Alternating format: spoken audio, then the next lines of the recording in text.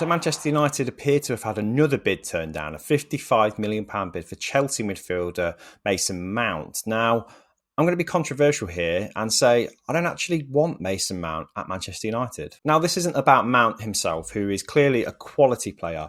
And from what you hear, he's kind of a coach's dream, isn't he, really? A player that's really willing, trains really hard, has a lot of potential and a high ceiling that still hasn't really yet been fulfilled, weirdly. But the problem I've got is that Manchester United just don't need a midfielder right now. Now, this is clearly a symptom of the situation the club's in from an ownership point of view. The lack of clarity on ownership has really created so much doubt about United's transfer policy this season, to the point where the most obvious glaring positions are still not being publicly addressed at all.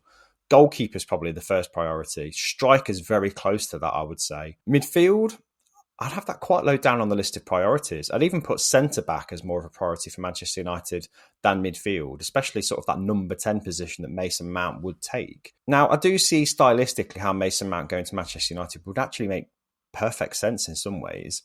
The amount of depth that would create for United's attacking options would be incredible. And Christian Eriksen hasn't played a huge amount of football for United so far. He's obviously not getting any younger. So in terms of rotation, Mount for Eriksen seems to just make sense, doesn't it? And United are bidding in the region of £55 million. Chelsea want more, clearly. He's in the final year of his contract. I mean, he's a great player, but why would United go any higher than £55 million for a player that's in the last 12 months of his contract? If they want the player enough and he wants the club enough, which it sounds like he does, just wait 12 months. So yeah, this is not a dig at Mason Mount in any way, shape or form. I think he's actually a very sensible signing for Manchester United if he ever did move. But if we were to spend north of £55 million on a player in the last year of his contract, when there are clear, obvious positions we need to address first, I'm not sure what I would make of that complete lack of direction. Yeah, the right player, but just completely the wrong time.